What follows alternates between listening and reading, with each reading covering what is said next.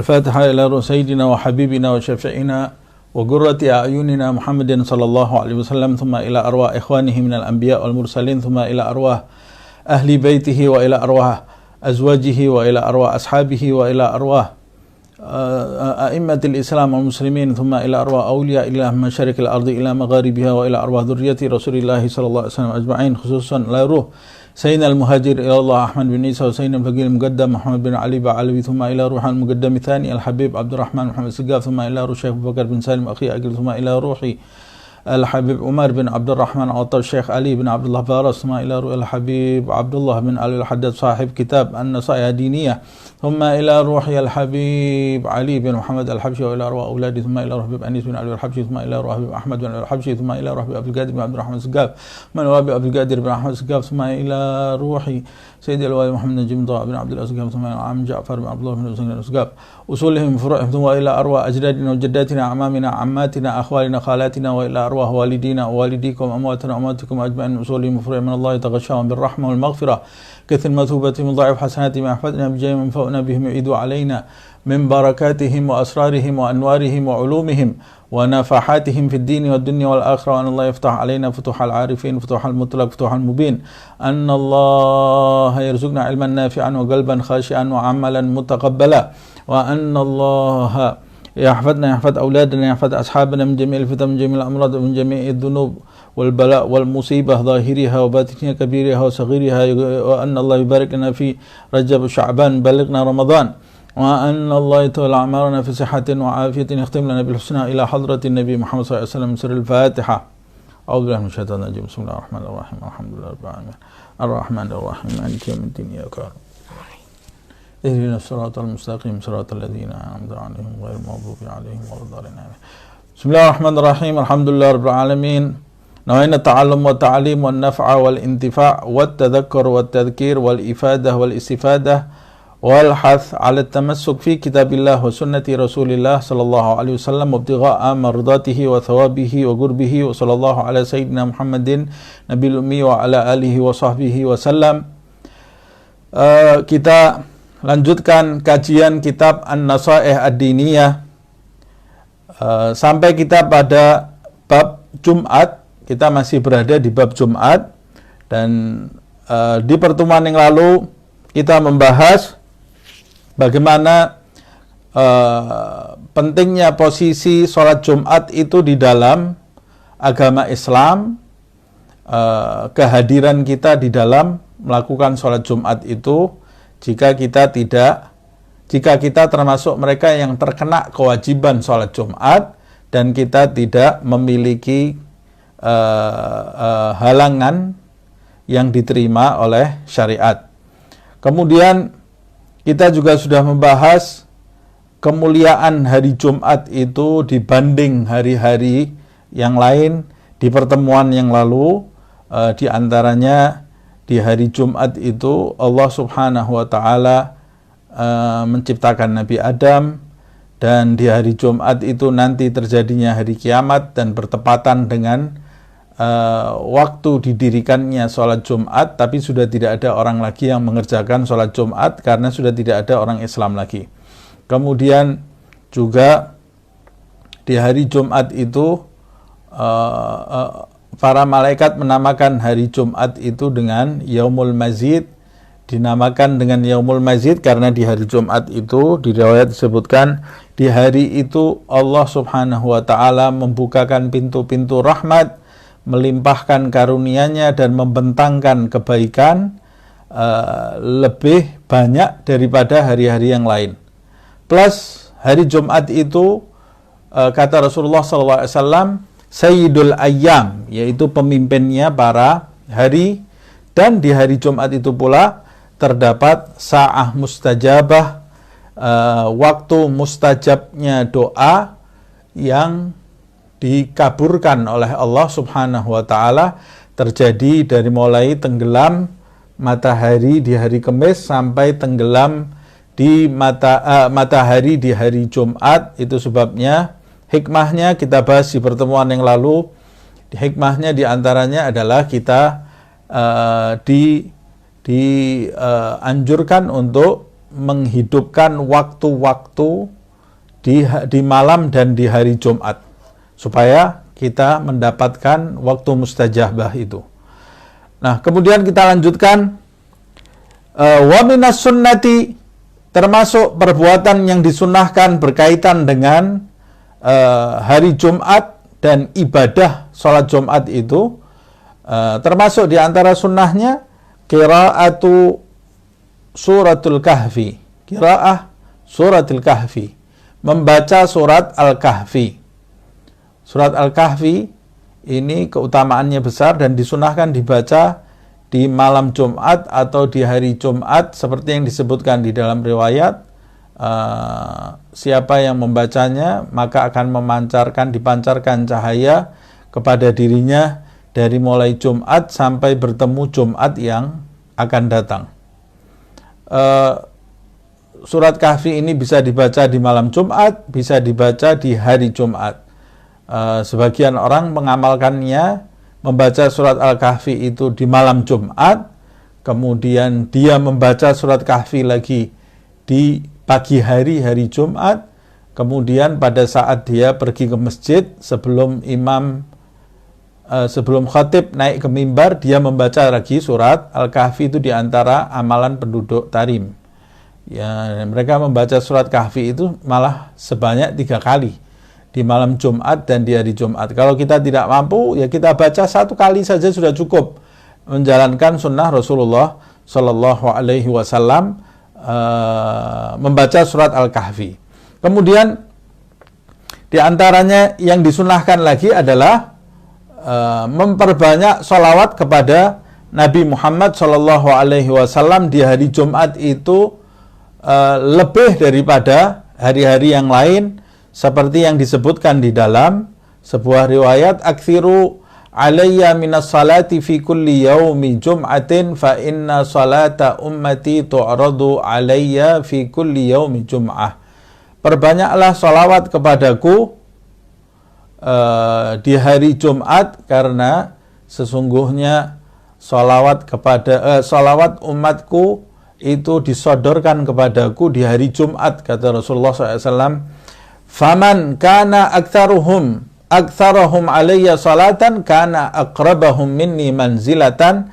Siapa yang paling banyak salawatnya, maka dia yang paling dekat denganku nanti kedudukannya. Diriwayatkan oleh hadis riwayat Baihaqi. Dari riwayat ini dan masih juga ada banyak riwayat-riwayat yang lain mengenai salawat di hari Jumat itu. Dari riwayat ini kita mengetahui bahwa disunahkan memperbanyak sholawat di malam dan di hari Jumat lebih daripada hari-hari yang lain. Dan di hari-hari yang lain pun kita diperintahkan memperbanyak sholawat kepada Rasulullah Shallallahu Alaihi Wasallam. Tetapi di hari dan di malam Jumat itu lebih banyak daripada hari yang lain. Sunnah Nabi Muhammad SAW, karena Nabi sendiri yang memerintahkan hal itu.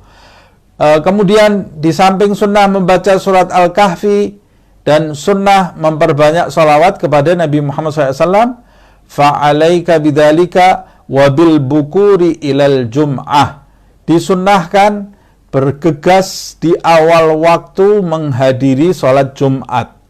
Kalau tadi membaca surat Kahfi, memperbanyak salawat, itu disunahkan berkaitan dengan hari Jumatnya. Siapa yang wajib sholat Jumat, siapa yang tidak diwajibkan sholat Jumat, juga disunahkan membaca surat Kahfi dan memperbanyak sholawat kepada Nabi Muhammad SAW.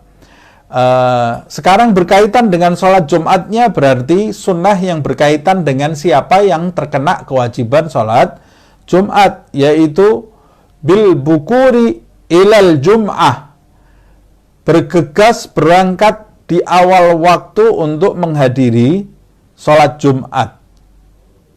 Ini termasuk sunnah. Nah, ini mungkin sunnah yang sudah sangat langka sekali di zaman kita ini, bergegas menghadiri sholat Jumat di awal waktu. Sampai disebutkan di dalam riwayat, dulu di masa para sahabat, para tabi'in, kebanyakan mereka menghadiri sholat Jumat membawa lentera. Bagaimana menghadiri sholat Jumat di siang hari kok membawa lentera? Mereka berangkatnya dari malam hari.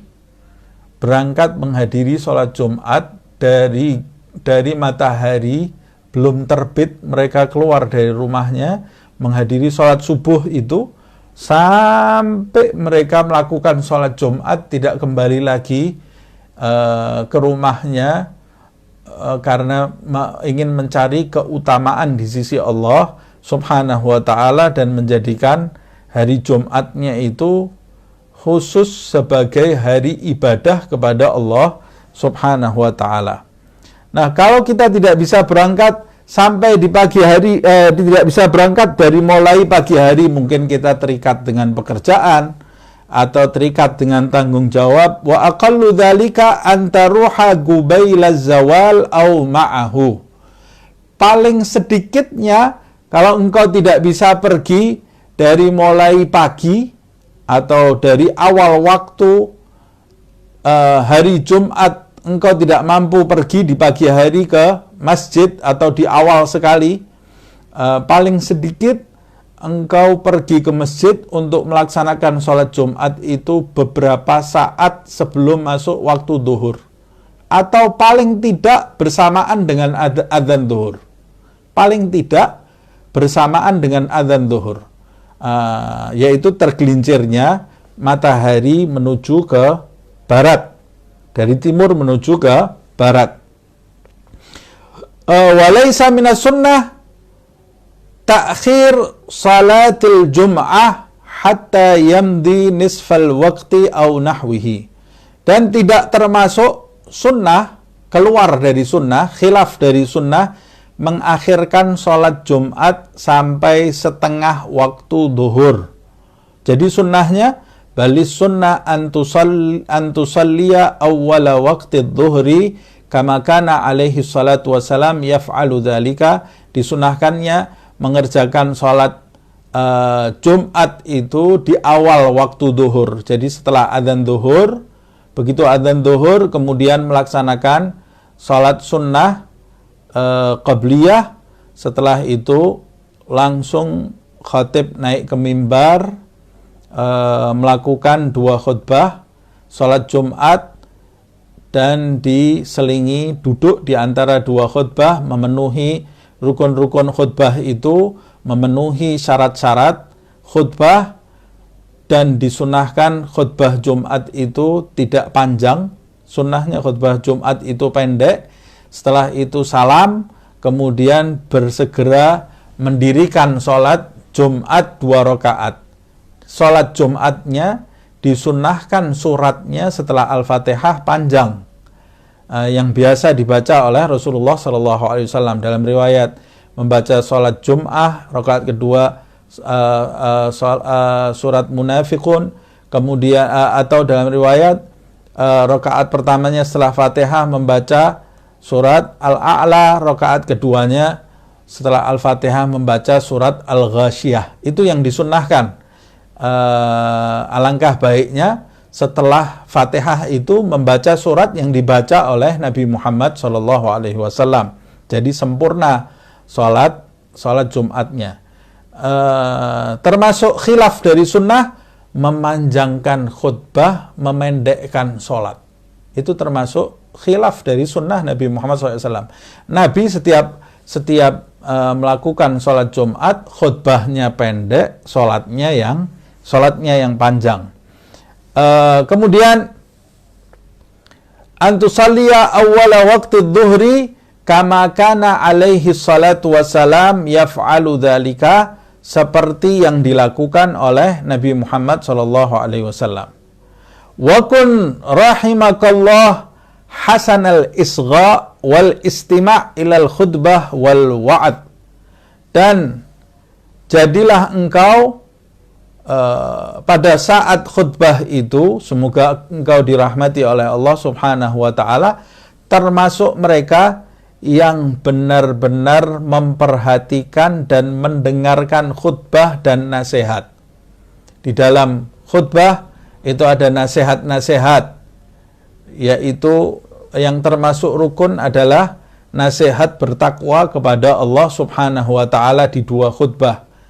Yang rukun di dua khutbah itu hamdalah, salawat kepada Nabi Muhammad SAW, kemudian wasiat takwa di dua khutbah, kemudian ditutup dengan surat di khutbah yang pertama, yang khutbah yang kedua ditutup dengan berdoa ampunan untuk muslimin dan muslimat, dan rukun khutbah itu harus dengan bahasa Arab, Itu kesepakatan para ulama. Lalu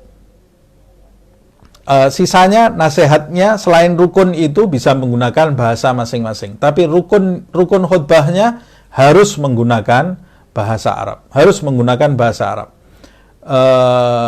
Dan yang hadir di situ diperintahkan mendengarkan khutbah istima'. Bukan mendengar khutbah, tapi mendengarkan khutbah, yaitu mendengarkan khutbah dengan seksama. Jadi tidak dianjurkan atau termasuk tidak etis ketika khutbah itu kita lalai, melamun, atau kita tidur, atau bahkan berbicara, atau kebiasaan sekarang khutbah sudah dimulai, hadir sudah di depan majelis, di depan masjid, tapi duduk di warung di depan masjid menunggu sholat. Padahal ada keutamaan dalam mendengarkan khutbah itu.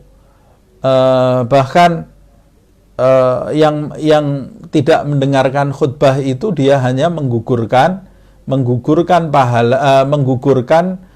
kewajiban sholat Jumat saja, tapi dia tidak mendapat pahala yang besar dari sholat Jumatnya karena tidak mendengarkan khutbah tadi.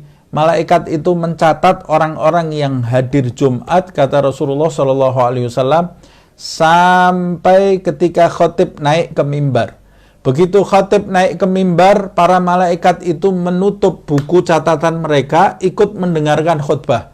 Jadi yang datang setelah khutbah dimulai, setelah salamnya khatib, maka dia tidak dicatat oleh malaikat mendapatkan keutamaan dari sholat Jumat tadi.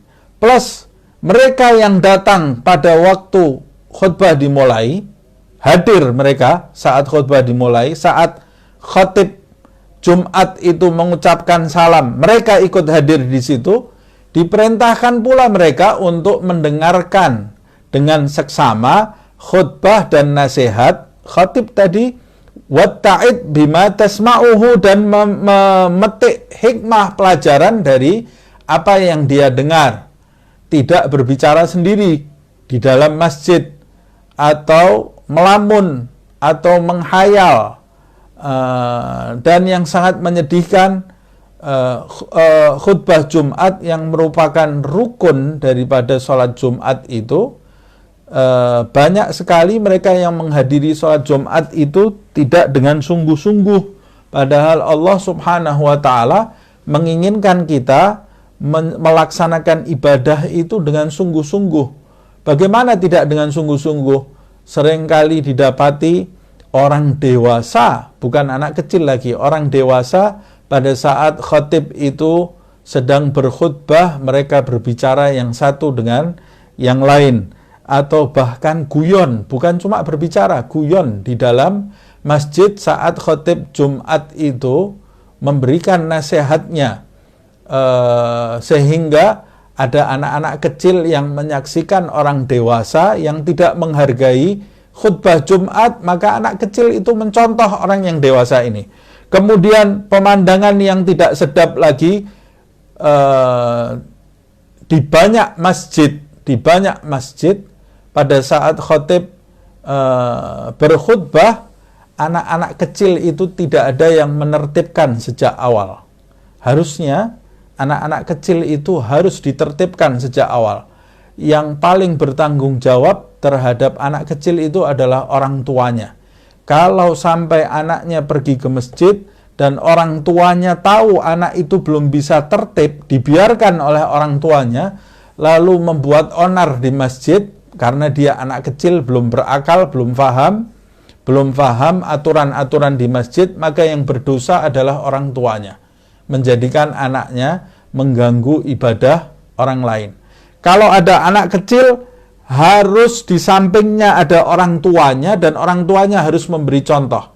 Sebelum anak itu pergi ke masjid, harus dijelaskan kepada anak itu bagaimana keutamaan masjid, dan bagaimana keutamaan mendengarkan khutbah, dan bagaimana keutamaan melaksanakan sholat Jumat. Jadi anak itu, kalau mau mengenalkan anak dengan masjid, dengan sholat Jumat, bukan sekedar digandeng, dimasukkan ke masjid, tapi anak itu tidak mengerti keutamaan masjid. Dia mau mengenalkan anaknya dengan masjid, tapi anak itu menjadi mengganggu jalannya ibadah sholat Jumat. Saya pernah mengingatkan seseorang selesai sholat Jumat, Pak, ini anaknya mengganggu jalannya sholat Jumat. Ya Kak, iya Pak, ini kan masih kecil, nanti kalau dia sudah besar, dia pasti akan tahu keutamaan masjid, kata bapaknya. Ini anak saya kan masih kecil, dimaklumi saja. Dalam hati saya, anak kecil ini akan ada terus setiap sholat Jumat diadakan. Anak dia nanti beranjak dewasa, nanti akan timbul anak kecil lagi. Makanya takmir masjid itu harusnya merapikan anak-anak kecil. Kalau sekolah mau membawa murid-muridnya ke masjid, maka guru-guru sekolah tadi harus bertanggung jawab terhadap murid-muridnya, agar tidak ada yang berbicara saat khutbah.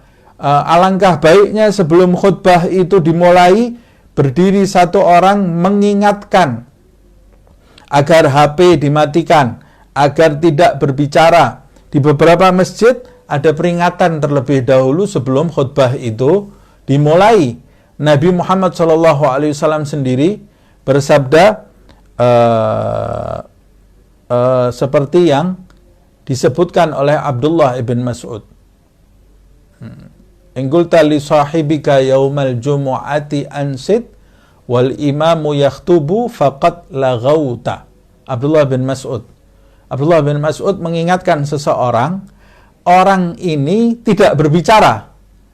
Ada orang lain yang berbicara, diingatkan oleh seseorang agar diam. Selesai sholat Jumat, Abdullah ibn Mas'ud mengingatkan orang yang mengingatkan orang berbicara tadi. Dia tidak berbicara, cuma dia mengingatkan orang berbicara. Yang mengingatkan itu diingatkan oleh Abdullah ibn Mas'ud. Rasulullah pernah bersabda, "Idza qulta li sahibika yaumal jumu'ati ansit wal imamu yakhtub faqad laghauta."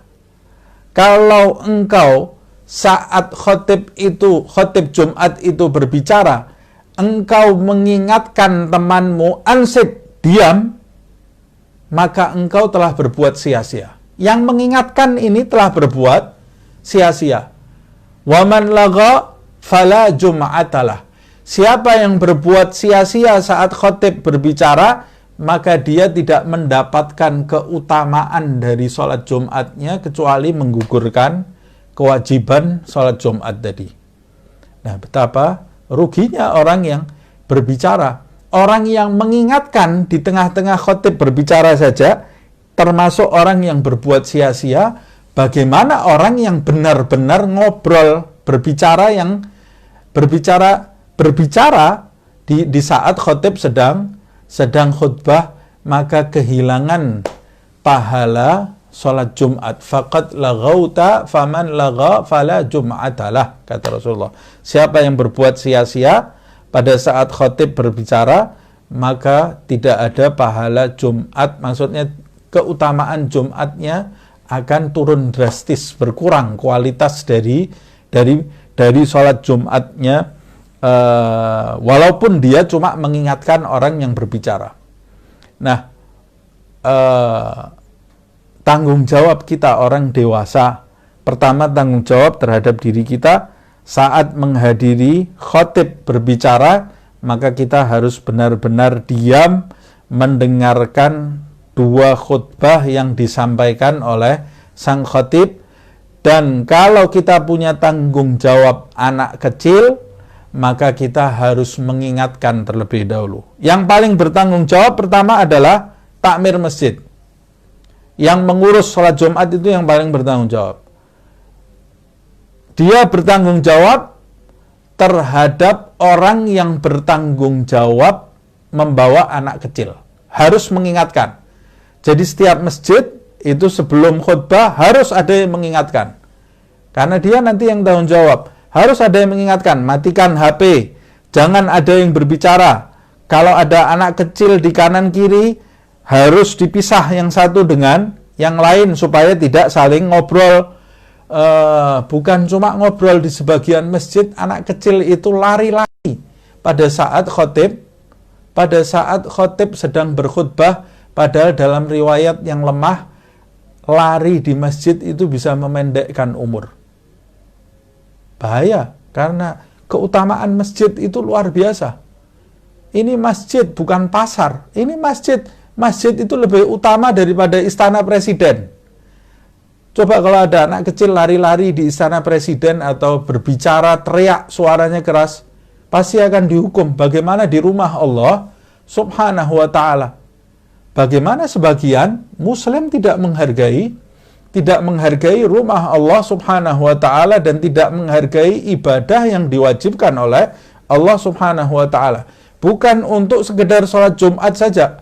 Begitu pula di sholat 5 waktu. Kalau mau mengenalkan anak terhadap sholat 5 waktu di masjid, maka orang tuanya harus memastikan bahwa anak itu benar-benar sholat dan tidak mengganggu. Kalau anaknya masih belum berakal, lebih baik dia sholat di rumah, lebih selamat bagi orang tuanya, daripada mau mencoba mengenalkan anaknya di masjid, anaknya membuat onar,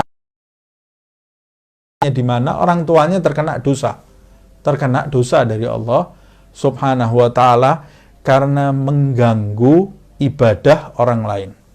Nah, ini penting sekali untuk kita perhatikan. Mudah-mudahan suara saya ini didengar oleh takmir-takmir masjid, sehingga lebih memperhatikan ketertiban pada saat mengerjakan sholat 5 waktu, khususnya pada saat mengerjakan sholat Jumat. Situasi yang sangat menyedihkan sekali jika bertahun-tahun, puluhan tahun kondisinya tidak berubah. Harus ada yang memotong akar yang buruk, harus ditertibkan sehingga pada saat khotib itu berbicara, suasana itu hening, tidak ada yang berbicara rapi. Sama di beberapa tempat sudah ada yang memulai cara seperti itu. Nah, kemudian watta'idh bima tasma'uhu, dan ambillah pelajaran, ambillah nasihat dari apa yang kau dengar. Mengambil pelajaran, mengambil nasihat. Apapun yang kau dengar, harusnya yang berkhutbah itu juga khatib Jumat itu, pertama dia harus tahu rukun-rukun Jumat, rukun-rukun khutbah Jumat. Begitu pula mengetahui syarat-syarat sahnya khutbah Jumat bagi sang khatib. Dan hendaklah dia orang yang sebaiknya orang yang punya kemampuan berilmu, punya ilmu dan punya kemampuan untuk menyampaikan dakwah atau khutbah secara baik, sehingga orang yang mendengarkan juga bisa mendapatkan nasihat, mendapatkan pelajaran. Wastash'ir fi nafsika annaka maqsudun wa mukhatabun bidzalika, dan rasakan, hadirkan di dalam dirimu bahwa saat engkau mendengarkan khutbah itu, engkaulah yang dituju oleh sang khatib, engkaulah yang dituju oleh nasihat itu, engkaulah yang diseru oleh sang khatib, engkaulah yang diseru oleh nasihat tadi, bukan orang lain. Termasuk orang yang ciri-ciri orang yang bahagia diantaranya, dia tidak pernah sibuk mengurus amal orang lain. Dia sibuk memperhatikan dirinya. Itu termasuk ciri-ciri orang yang bahagia. Jadi setiap dia membaca Al-Quran, setiap ada nasihat di dalam Al-Quran, dia tujukan nasihat itu untuk dirinya. Setiap dia mendengarkan nasihat, dia tujukan nasihat itu benar-benar untuk dirinya. Dan termasuk orang-orang, ciri-ciri orang yang celaka adalah orang yang melihat dirinya lebih dan melihat orang lain itu buruk. Kalau lihat dirinya semua lebih, lihat orang lain, dia lihat keburukannya. Sehingga kalau dia mendengarkan nasihat, dia tujukan nasihat itu mental, karena dia merasa dirinya baik. Dia taunya kekurangan orang lain, dia tidak tahu kekurangan dirinya.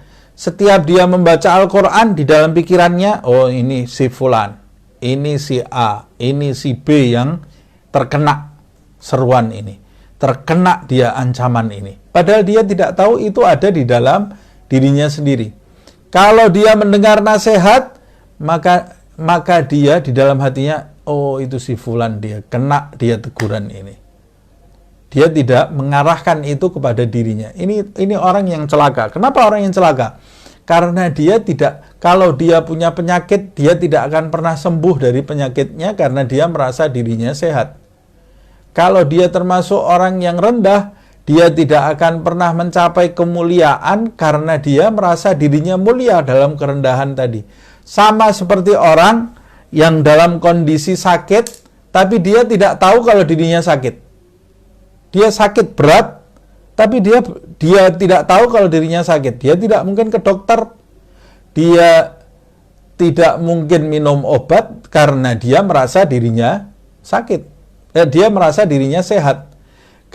Dia bisa tertawa, dia bisa makan dengan nikmat karena dia tidak tahu dirinya sakit. Kalau dia faham dirinya sakit, maka dia akan sibuk mengurus dirinya, meminum obat, kemudian dia akan tampak mungkin wajah yang sedih dan selalu memohon kesembuhan kepada Allah Subhanahu wa ta'ala. Nah, di dunia ini banyak sekali orang rendah merasa dirinya mulia. Orang sakit merasa dirinya sehat. Tapi ini sakit batiniah maksudnya ya. Banyak pula orang bodoh tapi merasa dirinya pintar. Di zaman ini banyak sekali orang bodoh tapi merasa dirinya pintar. Na'udzubillah min dzalik. Orang bodoh kalau sadar dirinya bodoh, ini orang yang bisa jadi orang pintar. Orang bodoh dan dia sadar bahwa dirinya ini bodoh, kemungkinan dia bisa jadi pintar. Dia bisa jadi orang yang berilmu, dia bisa punya pemahaman yang benar. Tapi kalau orang bodoh berasa dirinya pintar, susah dia akan menjadi pandai. Susah dia akan mendapat pemahaman yang benar. Sampai Al-Imam Abdullah bin Alwi Al-Haddad di dalam kitabnya Al-Hikam, jadi Al-Hikam itu ada Ibn Atta'illah. Al-Imam Abdullah bin Alwi Al-Haddad juga punya kitab Al-Hikam, tapi kitabnya tipis sekali ya. Dia mengatakan ada 4 manusia itu terbagi menjadi 4. Rajulun yadri wa yadri annahu yadri. Manusia yang berilmu dan dia tahu dirinya itu berilmu, maka ikutilah manusia ini. Maksudnya dia berilmu dan dia tahu dirinya berilmu. Maksudnya dia mengamalkan ilmunya di dalam kehidupan sehari-hari, akhlaknya baik, diamalkan apa yang dia tahu. Ini manusia seperti ini, kamu belajar darinya dan jadikan panutan. Manusia yang kedua, kata beliau, rajulun yadri wala yadri annahu yadri. Nabbihuh, kata dia. Orang yang tahu, punya ilmu, tapi tidak tahu kalau dirinya punya ilmu. Maksudnya dia punya ilmu, dia tidak mengamalkan dalam kehidupan sehari-hari dan dia tidak mengajarkan ilmunya. Tidak mengajarkan ilmunya. Orang yang seperti ini, bangunkan dia dari tidur. Supaya dia faham dia ini diberi kelebihan oleh Allah Subhanahu wa taala ilmu, harusnya dia amalkan dalam kehidupan sehari-hari, plus dia sampaikan kepada orang lain, kepada orang yang belum faham. Yang ketiga, kata beliau, rajulun la yadri wa yadri annahu la yadri. Orang yang bodoh, tidak berilmu, belum berilmu, dan dia tahu kalau dirinya itu tidak berilmu. Dia bodoh dan dia sadar diri bahwa dirinya ini bodoh. Berarti dia kalau sadar diri dirinya bodoh, dia bergerak untuk meningkatkan kualitas dirinya karena tahu dirinya ini punya kekurangan. Kata beliau, kalau kau dapati orang yang seperti ini, fa'arshiduh, beri petunjuk dia. Beri ilmu, pemahaman yang benar, arahkan dia, bimbing dia ke jalan yang benar. Karena dia mau belajar. Orang bodoh, tahu dirinya bodoh, itu orang yang mau belajar berarti. Yang keempat, rajulun la yadri wa la yadri annahu la yadri. Orang bodoh tapi tidak tahu kalau dirinya itu bodoh. Gimana ini? Jadi orang bodoh tapi merasa dirinya pintar. Kata ulama ini jahlun murakkab. Jahlun murakkab itu bodoh kuadrat. Bodoh kuadrat ini sudah susah ini. Jahlun murakkab, bertumpuk-tumpuk kebodohannya. Bagaimana? Ini dia bodoh, saya mau luruskan, mau diluruskan oleh ulama, tapi dia merasa dirinya lebih pintar dari ulama tadi. Apa yang harus dilakukan? Mau diobati oleh dokter, tapi dia merasa lebih paham obat daripada dokter. Jadi dokter memberi resep, kata dia, oh ini resep dokter ini salah ini, yang betul resepnya ini. La haula wa la quwata illa billah. Bagaimana mau menghadapi orang seperti ini? Kata Habib Abdul Haddad, kalau engkau dapati orang seperti ini, fatrukuh, tinggalkan. Karena tidak ada gunanya kita berhadapan dengan orang ini. Bagaimana mau kita luruskan? Dia merasa dirinya ini faham semuanya. Membuang waktu kita. Tinggalkan orang yang seperti ini. Na'udzubillah min dzalik. Semoga Allah Subhanahu wa taala menjadikan kita orang yang berilmu dan haus akan ilmu, dan dijadikan ilmu kita memiliki pemahaman yang benar, dan dijadikan kita orang yang mengamalkan ilmu dan menebarkan ilmu Nabi Muhammad SAW, dan dijadikan ilmu kita menjadi sarana jalan bagi kita menuju surga Allah Subhanahu wa taala. Nah, mulai dari diri kita sendiri. Setiap kita mendengar nasihat, mendengar ancaman, arahkan kepada diri kita sendiri. Nasihat ini untuk saya, bukan untuk orang lain. Kemudian, wa minal bid'ai al-munkarat, termasuk perbuatan bid'ah yang mungkar, ta'akhuru ba'di ahlil aswaq wal hiraf minal ladhina tajibu alaihimul jum'ah anil maji'i ilaiha. Termasuk perbuatan bid'ah yang mungkar, yaitu terlambat menghadiri sholat Jumat, yaitu khatib sudah naik mimbar, yang biasa dilakukan oleh sebagian orang-orang yang hidupnya di pasar atau pengusaha-pengusaha yang terkena kewajiban Jumat, atau staf, atau bosnya, atau pekerja, atau orang-orang yang jualan di pasar yang terkena kewajiban sholat Jumat. Mereka mendatangi sholat Jumat tadi terlambat, yaitu khatib sudah naik ke atas mimbar. Maka ini termasuk perbuatan bid'ah yang mungkar. Sebab jual beli dan segala perbuatan yang dilakukan setelah khatib naik mimbar oleh mereka yang terkena kewajiban Jumat. Khatib sudah naik mimbar, ini orang terkena kewajiban Jumat masih jual beli atau masih berurusan dengan A, B, C, semua itu menjadi haram, menjadi perbuatan haram. Idzanu dia yaumil jum'ati fas'au ila dzikrillah wa dzarul bai'. Di dalam ayat, bergegaslah kamu untuk menyongsong sholat Jumat itu, wa dzarul bai', dan tinggalkan segala bentuk jual beli, kata Allah Subhanahu wa ta'ala. Makanya menyibukkan diri dengan segala sesuatu selain mendengarkan khutbah pada saat khotib naik ke mimbar di luar masjid, maka itu perbuatan yang haram. Sibuk dengan jual beli atau sibuk dengan kegiatan-kegiatan yang tidak berkaitan dengan ibadah Jumat. Nah, kata Abdullah bin Mas'ud, bid'ah yang pertama kali muncul setelah wafatnya Nabi Muhammad SAW adalah orang berangkat ke masjid untuk sholat Jumat sudah mendekati khutbah. Jadi masih dapat khutbahnya itu ya. Itu tapi kata Abdullah bin Mas'ud, itu bid'ah yang pertama kali terjadi. Dulu di zaman Nabi, orang berangkat Jumat itu sampai di pagi hari seperti yang saya sebutkan itu.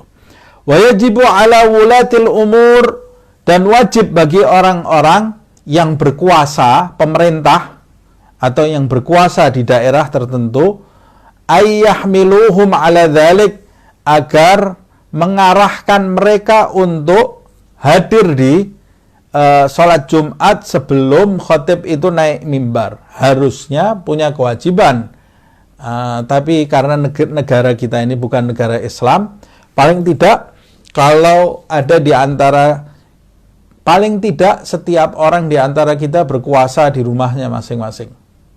Dia sebagai yang berkuasa, harusnya sebelum khatib naik mimbar, dia sudah bergegas ke masjid dan mengajak orang-orang yang di rumahnya yang terkena kewajiban sholat Jumat.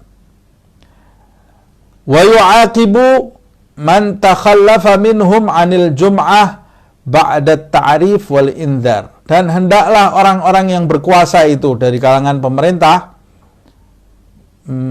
pusat atau daerah, harusnya mereka itu menghukum orang-orang yang takhallafa minhum, yang tidak mengerjakan sholat Jumat ba'da ta'rif wal indhar, setelah memberikan pengertian dan memberikan peringatan.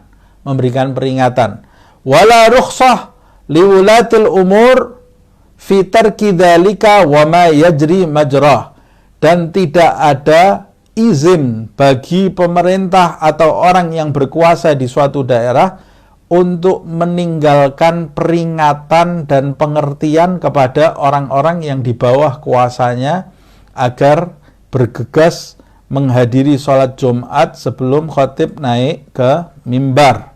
Tidak ada izin bagi penguasa untuk meninggalkan tanggung jawabnya itu. Sebab dia diberi kekuasaan oleh Allah Subhanahu wa ta'ala, tanggung jawabnya berat sekali. Begitu pula setiap orang tua. Tidak ada rukhsah bagi setiap orang tua, tidak ada izin bagi setiap orang tua, karena setiap orang tua berkuasa terhadap anak-anaknya. Yang terkena kewajiban Jumat, tidak ada rukhsah bagi orang tua untuk meninggalkan memberi peringatan kepada keluarganya yang wajib terkena kewajiban sholat Jumat. Tidak, atau nanti dia bertanggung jawab di hadapan Allah Subhanahu wa ta'ala. Wa ma wallahumullahu amra ibadihi illa liyuqimu fihim sya'airi dinihi. Sebab Allah Subhanahu wa ta'ala tidaklah memberikan kekuasaan kepada diri mereka itu kecuali agar mereka mendirikan syiar-syiar agama pada orang-orang yang mereka kuasai, yang berada di bawah kekuasaannya. Wa yahmiluhum ala igamati faraidihi, dan mengarahkan mereka untuk menegakkan hal-hal yang fardu, hal-hal yang diwajibkan oleh Allah, wajtinabi muharramatihi, dan meninggalkan hal-hal yang diharamkan oleh Allah Subhanahu wa ta'ala. Wa ma tarattaba minal masalihid dunyawiyah ala wujudil wulah fahuwa tabi' lidzalika walahigun bihi wallahu a'lam. Itulah keberadaan penguasa itu untuk memperbaiki urusan-urusan dunia dan urusan hal-hal yang seperti ini termasuk mengikuti kewajiban bagi mereka. Termasuk wajib bagi mereka untuk memperhatikan hal-hal yang seperti ini. Wallahu alam. Nabi sendiri mengatakan, kullukum ra'in wa kullukum mas'ulun an ra'iyatih. Setiap orang di antara kalian itu adalah penggembala, dan setiap orang di antara kalian nanti mas'ulun. Mas'ul itu akan ditanya oleh Allah Subhanahu wa taala. Bertanggung jawab nanti di hadapan Allah Subhanahu wa taala atas gembalanya masing-masing. Kalau kita berkuasa hanya sekedar di rumah, maka nanti pertanyaannya di hadapan Allah Subhanahu wa taala, seorang suami akan ditanya tentang istrinya, tentang anak-anaknya. Kalau dia sebagai RT, ya berarti dia lebih besar lagi. Pertanyaannya nanti lebih banyak lagi di hadapan Allah Subhanahu wa taala. RW, lurah, kalau sebagai lurah lebih banyak lagi tanggung jawabnya di hadapan Allah Subhanahu wa taala. Sebagai camat lebih banyak lagi tanggung jawabnya di hadapan Allah. Sebagai wali kota lebih banyak pertanyaannya di hadapan Allah. Sebagai gubernur lebih banyak lagi di hadapannya pertanyaannya di hadapan Allah Subhanahu wa taala. Sebagai presiden, presiden Indonesia, ya Allah, dia bertanggung jawab terhadap perbuatan rakyat Indonesia nanti di hadapan Allah Subhanahu wa taala. Itu sebabnya para sahabat Rasulullah SAW berlomba-lomba menjauhi kepemimpinan duniawi. Karena tanggung jawabnya besar nanti di hadapan Allah Subhanahu wa ta'ala. Dalam sebuah riwayat, setiap pemimpin nanti akan dibangkitkan oleh Allah Subhanahu wa ta'ala, diadili dalam keadaan terikat tangannya di atas tengkuknya. Setiap pemimpin terikat tangannya di atas tengkuknya. Yang bisa membuka ikatan itu adalah keadilannya. Kalau dia adil, dibuka ikatannya oleh Allah Subhanahu wa taala. Kalau dia zalim, maka dia akan dilemparkan ke api neraka dalam keadaan tangannya terikat di tengkuk itu. Naudzubillah min dzalik. Tapi lepas dari pemimpin, setiap umat Nabi Muhammad SAW memiliki kewajiban juga untuk mengingatkan orang lain. Man ra'a minkum munkaran falyughayyirhu biyadihi fa in lam yastati' fa bilisanihi fa in lam yastati' fa biqalbihi wa hiya ad'aful iman. Siapa yang di antara kalian melihat, kalau tidak melihat bukan katanya ya. Katanya itu tidak ada, tapi melihat, ra'a kata Rasulullah. Siapa yang melihat, ra'a minkum, di antara kalian mungkaran, perbuatan yang mungkar. Apa perbuatan mungkar? Perbuatan mungkar itu melihat seseorang meninggalkan perintah wajib atau melihat seseorang menerjang hal-hal yang diharamkan oleh Allah Subhanahu wa taala, falyughayyirhu, hendaklah dia merubah kemungkaran tadi. Bagaimana cara merubahnya ya Rasulullah? Biyadihi, dengan tangannya. Maksudnya dengan tangannya bukan dengan memukul, tapi maksudnya dengan tangannya yaitu dengan kekuasaan. Biyadihi, dengan kekuasaan. Kalau fa'in lam yastati' artinya kalau dia tidak punya kuasa, saya punya kuasa terhadap diri saya, punya kuasa terhadap istri saya, punya kuasa terhadap anak-anak saya, maka saya bisa menentukan aturan-aturan bagi istri dan anak-anak saya. Aturan-aturan agama, saya bisa tentukan, saya bisa wajibkan. Itu namanya biyadih, dengan kekuasaan. Tapi kalau anak orang lain, saya tidak punya kuasa. Tetangga atau orang dari desa lain, saya tidak punya kuasa, tidak bisa saya tetapkan. Kamu harus begini-begini, tidak bisa. Fa'in lam yastati', kalau kamu tidak punya kekuasaan atas mereka, atas orang yang berbuat mungkar itu, fabilisanih, hendaklah kamu merubah kemungkaran tadi dengan lisanmu. Bagaimana merubah kemungkaran dengan lisan? Yaitu dengan memberikan nasihat. Memberikan nasihat itu bukan dengan mengolok-olok dia atau menghardik dia atau membentak dia dengan lisannya. Nggak, itu namanya bukan berdakwah. Kalau kita benar-benar mau merubah kemungkaran, bukan dengan membentaknya, bukan dengan menghardiknya, bukan dengan merendahkan dia, atau bukan dengan membeberkan aibnya di depan halayak, itu namanya kita tidak punya niat merubah kemungkaran. Kalau engkau memang niat merubah kemungkaran, rubah dengan lisan. Itu maksudnya dengan kata-kata nasihat yang bisa diterima oleh orang tersebut, supaya berubah kemungkaran tadi. Kalau kita tahu kita tidak bisa merubahnya dengan lisan, kemudian kita memaksa diri kita merubah dengan lisan, kita mengejeknya, atau merendahkannya, atau membeberkan aibnya, sehingga kemungkaran orang tersebut tidak hilang, malah justru bertambah, kita ikut berdosa. Karena kita menjadi penyebab dia bertambah berbuat mungkar. Padahal Nabi memerintahkan kita merubahnya, bukan menyakiti orang yang berbuat mungkar dengan lisan kita, tapi memberikan kepadanya nasihat yang bisa difahami dan bisa diterima. Di antaranya tidak membeberkan kekurangannya itu di hadapan halayak. Sesuai dengan ayat ud'u ila sabili rabbika bil hikmati wal mau'izatil hasanah. Serulah manusia kepada jalan Tuhanmu dengan hikmah, yaitu dengan ilmu yang diliputi kebijaksanaan, wal mau'izatil hasanah, dan dengan nasihat yang baik.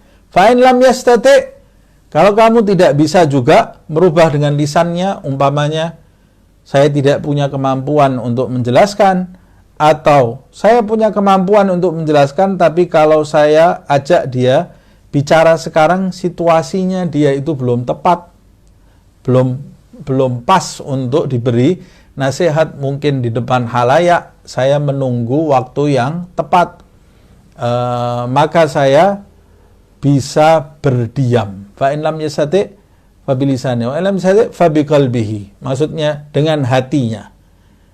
Bagaimana merubah kemungkaran dengan hati? Dengan mengingkari kemungkaran tadi, atau mendoakan orang tersebut supaya mendapat hidayah petunjuk dari Allah Subhanahu wa ta'ala.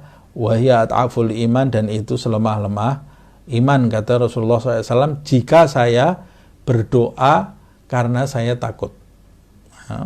Tapi kalau saya memilih berdoa karena situasinya tidak pas, itu tidak termasuk iman yang lemah, tapi itu termasuk kecerdasan dalam berdakwah. Karena kadang-kadang diam itu adalah satu-satunya, maksudnya berdoa itu kadang-kadang lebih tepat daripada memberi nasihat di dalam beberapa situasi. Dan berbicara dengan lisan, memberi nasihat atas orang yang berbuat mungkar, itu kadang-kadang lebih tepat daripada sekedar menggunakan kekuasaan. Nah, dengan begitu selesailah bab sholat Jumat. Insya Allah kita lanjutkan di pertemuan yang lalu, masih berkaitan dengan bab sholat, tapi sudah bukan sholat Jumat lagi, berkaitan dengan sholat-sholat sunnah. Semoga Allah Subhanahu wa ta'ala mengampuni dosa-dosa kita, mengampuni segala kesalahan kita.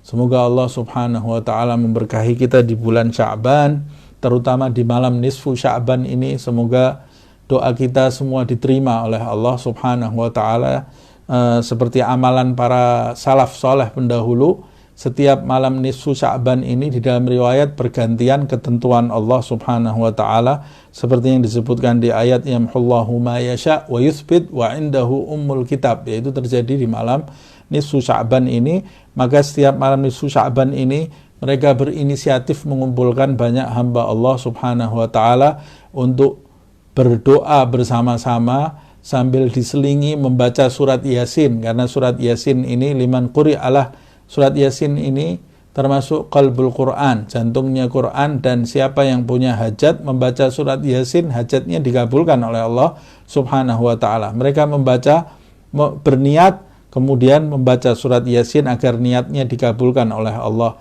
Berniat lagi membaca surat Yasin. Berniat lagi, yang pertama niat panjang umur, taat, sehat walafiat. Yang kedua niat supaya dilimpahkan rezekinya yang halal thayyiban dan tanpa kesulitan, rezeki yang jadi saksi baik di hadapan Allah, rezeki yang menjadikan taat. Yang ketiga niat agar ditetapkan iman di dalam dadanya, Islam di dalam dadanya, dan matinya dalam keadaan husnul khatimah, digolongkan orang-orang yang bahagia, bukan orang-orang yang celaka. Setiap habis niat mereka baca Yasin, niat lagi yang kedua baca Yasin lagi, niat lagi yang ketiga baca Yasin. Baca Yasin 3 kali. Siapa yang mau melakukan itu bagus, daripada di malam nisfu Sya'ban melakukan kegiatan yang sia-sia. Sebagian orang sudah melakukannya tadi selepas antara maghrib dan isya. Siapa yang mendengarkan ucapan saya ini belum melakukan itu, alangkah baiknya setelah ini saya tutup segera melakukan apa yang saya sampaikan. Semoga Allah subhanahu wa ta'ala di malam nisfu Sya'ban ini menggolongkan kita termasuk mereka yang panjang umur, sehat walafiat, lahir dan batin, dan melimpahkan rezeki yang halal, yang baik, yang melimpah bagi kita semua dan bagi umat Islam, rezeki yang menjadi saksi baik bagi kita kelak di hadapan Allah subhanahu wa ta'ala. Semoga Allah subhanahu wa ta'ala menetapkan iman dan Islam di dalam dada kita, menjadikan kita termasuk mereka yang mengikuti sunnah-sunnah Nabi Muhammad SAW, jalan hidup Rasulullah SAW, dan menghidupkannya kembali di zaman akhir ini. Semoga kita termasuk mereka yang panjang umur dan kelak wafat dalam keadaan husnul khatimah. Amin ya rabbal alamin. Ala hadhihi niyah wa kulli niyatin salihah bisiril Fatihah. Bismillahirrahmanirrahim. Alhamdulillah rabbil alamin.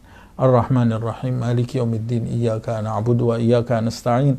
Ihdinas siratal mustaqim, siratal ladzina an'amta 'alaihim ghairil maghdubi 'alaihim waladdallin. Amin. Ya Rabbana i'tarafna bi anna naqtarafna wa annana asrafna ala ladha ashrafna fatub 'alaina tauba taghsil li kulli hauba wastur lana al-'awrati wa aminir rawati waghfir li walidina rabbi wa mauludina wal ahli wal ikhwani wa sairil khillani wa kulli dhi mahabba aw jiratin aw suhbah wal muslimina ajma'. Amin. Rabbi isma' fadlan wajudan manna la biktisabin minna bil mustafa rasuli nuhdha bi kulli suli bil mustafa rasuli nuhdha bi kulli suli bil mustafa rasuli nuhdha bi kulli suli salla wa sallam rabbi alaihi addal habbi wa alihi was sahbi idadat ash suhbi walhamdu lil ilahi fil bad'i wat tanahi. Subhanakallahumma bihamdika asyhadu an la ilaha illa anta astaghfiruka wa atubu ilaik. Subhana rabbika rabbil izzati amma yasifun. Salamun ala mursalin walhamdulillahi rabbil alamin wal afu minkum.